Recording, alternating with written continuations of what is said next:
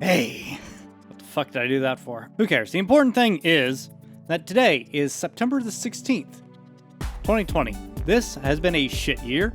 We're all nearing the end of it, only to probably have another outbreak of the you-know-what thing. The point is, a lot of bad shit has happened, and a good thing has happened here. The first YouTube video that I put out on this channel was all the way back in August 10th, 2014. Now, I wasn't actually doing YouTube seriously back then, so around November 18th, 2015 was when I actually put out my first ever Let's Play of Dark Souls 2. It was terrible. If you want to go see it, maybe I'll put a card or something in the corner. And I did that for about 2 years.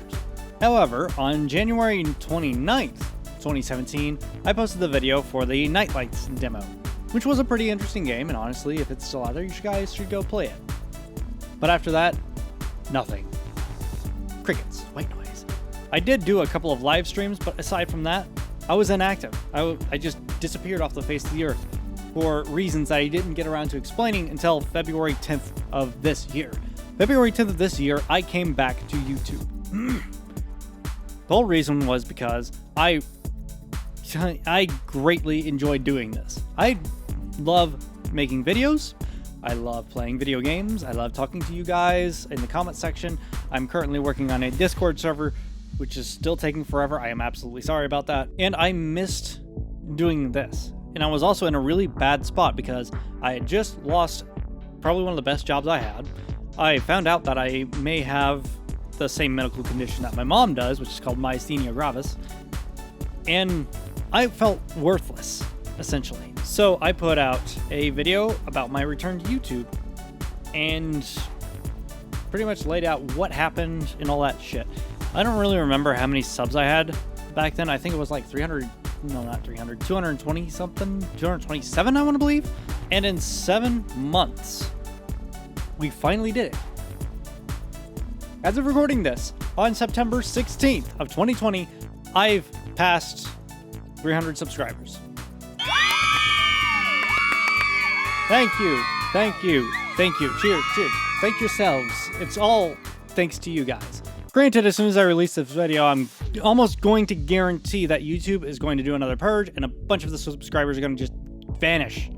So I'll be under 300 soon, which is probably why no one does these types of videos anymore. But fuck it, this is my channel. I'll do whatever the hell I want with it. Now, about 13 days ago, however, I did say in my dank memes review video that if I got to 300, I would tell the story about how I almost set my house on fire. So that's what we're doing today. Okay, great. I don't know if this is going to be entertaining or not, but here we go. First off, I don't honestly remember how old I was. So there's that. I think it was like 11, 12, somewhere in there. My brother was about 13, 14 years old or something like that. And he and his friend, his best friend at the time, were really into fireworks. Well, I shouldn't say that. They were, how do I put this delicately? They like to set shit on fire, which is probably not a good thing that, I kind of picked up the hobby myself. If there was a lighter at the house, we probably use it to burn something. Not drugs. What's wrong with you? Here's how into, like, setting stuff on fire my older brother was. Him and his friend, actually, for the science fair, set a bunch of different types of cologne. Well, Axe body spray specifically. They set different types of Axe body spray on fire to see how it would react to being set on fire. And on top of that, I believe they tried to figure out which one was more flammable than the other ones or something like that. So we had a lot of fun, in the backyard, lighting fireworks on the 4th of July. Sometimes we would do stupid shit with fireworks as well, where we would actually light like smoke bombs, and just as they start to go off, we'd throw them in a bucket full of water and just watch the smoke come up. We also did the same thing with firecrackers, which was probably not a good idea. And bottle rockets. We actually blew a hole about that big into a bucket using bottle rockets or firecrackers, one of the two. I can't honestly remember. We did a lot of stupid shit as kids, okay?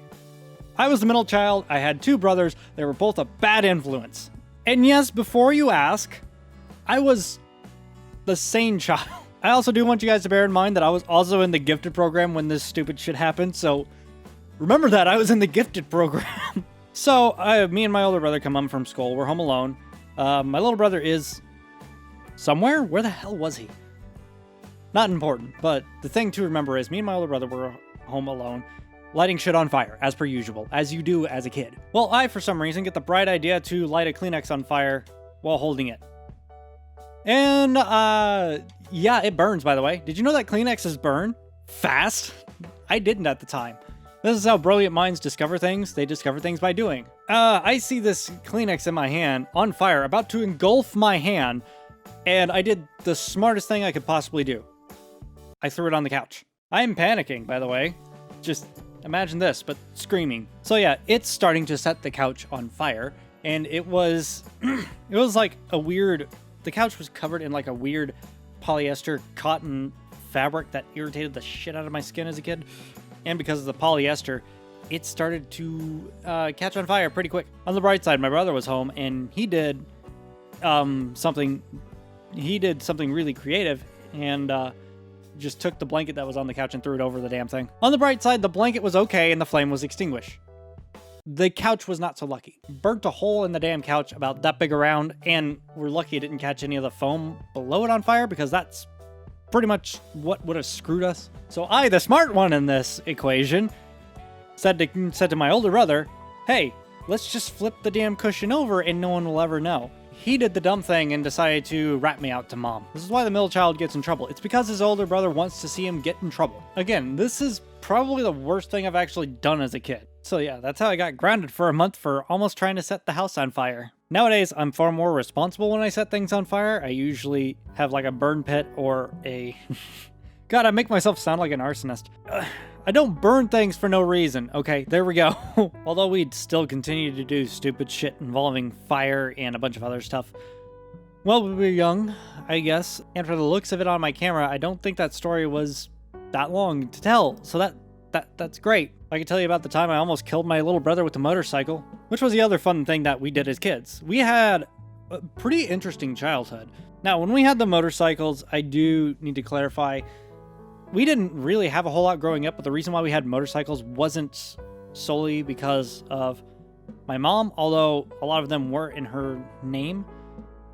When we got the motorcycles, she was dating somebody else, and we were all living together, and I hated the fuck. Absolutely could not fucking stand him. My mom thought I was being a little overdramatic until she broke up with him, which is a long story, but that is between me, my mom, my brothers, and his sorry ass.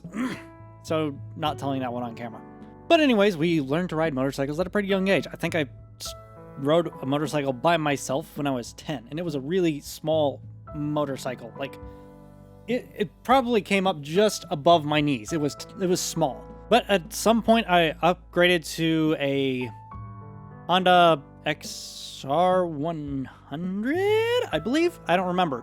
My little brother was on a XR80, and my older brother was riding a 120, and my mom and my stepdad were riding other motorcycles. I don't remember what they were riding because I was never allowed to ride them, so why the hell would I remember? But we found this track out in the middle of... It was an off-road park, essentially, over in St. Joseph, Missouri, or something like that. I don't entirely remember the specifics. I'll have to ask my mother about that one. I don't remember. I was 12. Actually, no, I think I was 14 when this happened. Either way, I don't remember it, but I do remember this. We found an actual racetrack that we were actually going on. We didn't go on any of the big jumps, like the really super big jumps or any of the whoop-de-doos or anything like that, but we would ride on certain parts of the track. We'd get some air, and we'd actually do this big circle around, and for some reason, there was like a little intersection where you would cross, so you had to pay attention to make sure that no one was coming the other way. I was paying attention just fine. My little brother, however, was not. For some reason, he did not slow down for me when I was on the track. He comes at that intersection. I see him, and, well, I couldn't do anything about it, so crash. I fly one direction, he flies another direction. I hit the ground. Luckily, it was soft sand, so it didn't really hurt all that much. Maybe I had a concussion, but I don't know, it turned out fine still. And I remember rolling on the ground, I get up thinking, that was fucking awesome, let's do it again. And then off in the distance, I hear my little brother crying. He was about 10 years old when this happened, so cut him some slack. Immediately, I think to myself, oh shit, I hit him in the side. I could have broken his leg for all I know, and that's probably why he's yelling. I then look up to try to figure out where he was, because I didn't even know where I was, because I just got done taking a short flight from fucking Albuquerque. Once I figure out where he is, I ran over to where he was. And then my stepdad at the time said that he has no idea what happened, he has no idea if he's injured or not, but he's going to go get his truck, he's going to come drive down to where we are, and he's going to rush him to the hospital. 5 minutes go by. My little brother is no longer making any noise whatsoever. He gets up and dusts himself off like nothing ever fucking happened. The bike was fucked though. I can't remember what I damaged on it, but it was just fucked. I hit it hard. A couple people on four-wheelers came and checked us out to make sure we were all okay. Everything was fine. Truck gets there. I think we still went to the hospital to double check to make sure everyone was all right. I didn't get a damn checkup whatsoever, so hopefully that didn't leave any lasting damage. I don't know, considering I can't read good.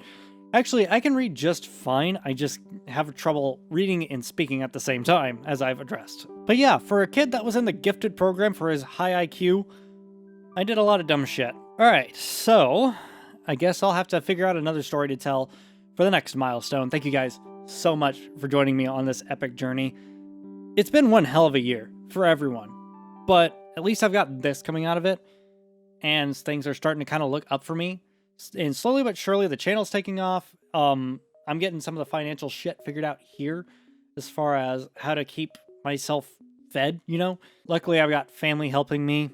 In fact, my mom actually did something for my mental health today, and I want to share this with you guys. My mom actually sent me these right here. They're noise-canceling headphones, and they're fucking awesome. I'm not wearing them as of recording Made of Scar or SCP Unity, but I probably will be wearing them when I record Lobotomy Corporation later today. So I'll let you guys know how these work for that. So yeah, that's how I almost set the house on fire, and I almost killed my little brother. So yeah, I guess in the next milestone, I will tell you guys a story about how I broke this arm. And that one is one hell of a story. All around, it's got some really good laughs too. Some of which I didn't know about. I made everyone laugh after that because I was all drugged up. So drugs are involved, but legal drugs because they were painkillers. But I made everyone laugh, and I fucking forgot that I did that.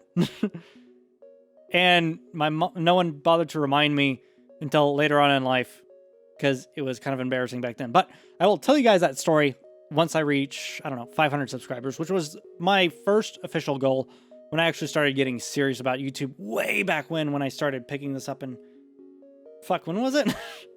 Sometime in 2016, I said I had this goal of trying to reach 500 subscribers in 1 year. How stupid I was. But hey, now that I kind of know the lay of the land, and I know I've got a wonderful community of fucking awesome people behind me, wanting to see me succeed, I'm more than willing to take as much time as I need to reach that goal of having 500 subs. And if you guys want to help me out, go ahead and share this everywhere. Share it on Facebook, Twitter, Instagram, wherever the hell else you can share it. I don't know. Not TikTok, because I'm trying to do that as it is. But I'm basically taking like snapshots of the days of Lobotomy Corporation and like squishing them then and putting them on TikTok for everyone to see. Basically like a highlight reel per day. Not per episode, per day. Although I did start out by doing it per episode, but yeah. And no, that's not the Lobotomy Corporation thing I was talking about last episode. That's going to be like a live action kind of thing, so stay tuned for that. I'm still working on that for now. And if there's any other cool thing, if there's any other cool games that you guys want to see me play on the channel, please let me know in the comment section below. I honestly can't wait to see what kind of shit you guys recommend to me. I know that you're probably going to want me to play Library of Runeterra, but I'm waiting to get done with Lobotomy Corporation first. So we need to do that. And if you're new to the channel, subscribe for more content just like this, or probably some Let's Plays, I don't know. And if you guys are returning subscribers and you want to support me and this channel, and you want to see me go as far as I possibly can, go ahead and support me using the Patreon link below or in this corner somewhere. Hopefully I remember to put that in at the right spot.